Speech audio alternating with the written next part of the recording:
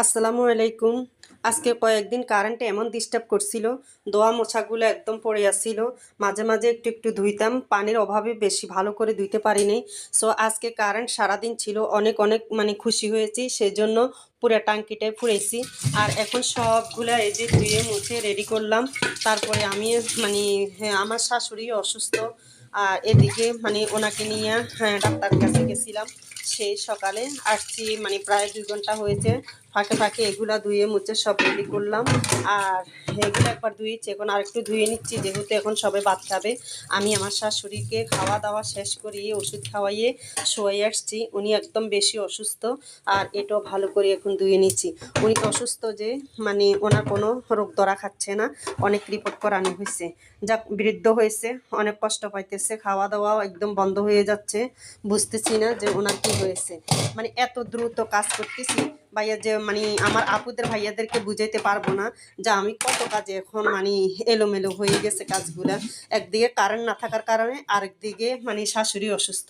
তো বুঝি না, তো একা সংসারে কাজ করতে হলে হেল্পের প্রয়োজন। তো হেল্পের মানুষ কই পাবো, যেহেতু একা আছি। আমার ছেলেরা একদম মানে কাজ করতেই চায় না, যেহেতু আমার সাথে একটা আছে, বড়টা কুমিল্লাতে থাকে। তো আজকে এমন পরিষ্কার করেছি, খুব ভালো লাগতেছে, কারণ পানি না থাকলে ভাই এমন অসুবিধা, কোনো কিছু ধুয়ে মুছে পরিষ্কার করা যায় না। আর এখানে জাস্ট একটু তরকারি ছিল, সময় গতিতে আসলে মানুষ নিরামিষ তরকারি দিয়েও মাঝে মাঝে সময় কাটাইতে পারে, খাওয়া খাইতে পারে। সে নিয়ে মানে মানে অনেকে চিন্তা পড়ে যে ঘরে যদি কিছু না থাকে। এই যে আমার এখানে একটু মাংস ছিল ঘরে, আমি মানে বক্সের থেকে নামে গরম করছি রাত্রে খাওয়ার জন্য। আর এখানে একটি সবজি তরকারি ছিল, তো সেই জন্য মানে সেগুলো গরম করে নিয়েছি। আমরা মানে 3 জন মানুষ, খাওয়া চলবে ইনশাল্লাহ, হয়ে যাবে রাত্রের খাবারটা। কি করব ভাই, সমগতিতে তো এগুলা দিয়ে খাইতে হয়, করার কিছু নেই। যেহেতু বাড়িতে ছিলাম না, কাজকর্ম একটু বেশি হয়ে গেছে।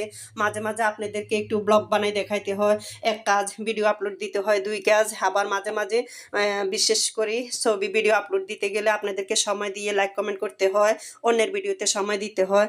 তারপরে মানে বিভিন্ন কাজ, কোনো হিসাব দেওয়া যাবে না।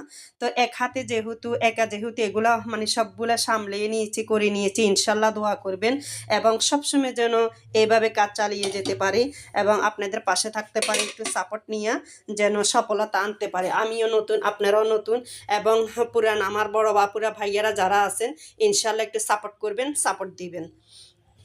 এই যে কাজকর্ম সারি এখন রাত্রে আসছি। আমি একটা এখন ড্রেস সিলাবো।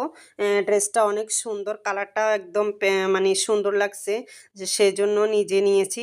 এগুলা জাস্ট আমি ঘরে টুকে টেকে ব্যবসা করি, সেখান থেকে আমি একটা ড্রেস বানাইতেছি।